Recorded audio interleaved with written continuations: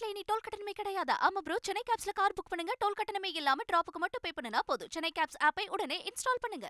திமுகவும் தமிழக முதலமைச்சர் ஸ்டாலினும் தான் தமிழ்நாட்டின் உண்மையான எதிரி என்று சென்னையில் நடைபெற்ற தேர்தல் பரப்புரை கூட்டத்தில் தமிழக பாஜக தலைவர் அண்ணாமலை குற்றம் சாட்டினார். உண்மையாலுமே ஒரு எதிரி தமிழ்நாட்டில் தமிழினத்துக்கு எதிராக இருக்கின்றார்கள் என்றால் அண்ணன் ஸ்டாலின் அவர்களும் திராவிட முன்னேற்ற கழகம் மட்டும்தான். அவர்கள் தான் உண்மையான எதிரி. தமிழ்நாட்டினுடைய வளர்ச்சியை குழி தோண்டி புதைச்சாச்சு. நடக்கக்கூடிய இந்த தேர்தல் என்பது நாட்டுக்கான தேர்தல். நம்முடைய நாட்டில் பலம் பொருந்திய தலைவர் யார், இந்தியாவுடைய பிரதமராக வர வேண்டும் என்று தீர்மானிக்கக்கூடிய தேர்தல். இன்னொரு கட்சி இருக்கிறாங்க, அனைத்து இந்திய அண்ணா திராவிட முன்னேற்ற கழகம். கவுன்சில் எலெக்ஷன் நினைச்சு அவங்க பிரச்சாரம் பண்ணிட்டு இருக்கிறாங்க. இந்திய கூட்டணியை பற்றி ஒரே வரியில சொல்லணும்னா, இதெல்லாம் பெரிய பசங்க விளையாட்டு, சின்ன பசங்க கொஞ்சம் ஒதுங்கி போங்க அப்படிங்கிற மாதிரி.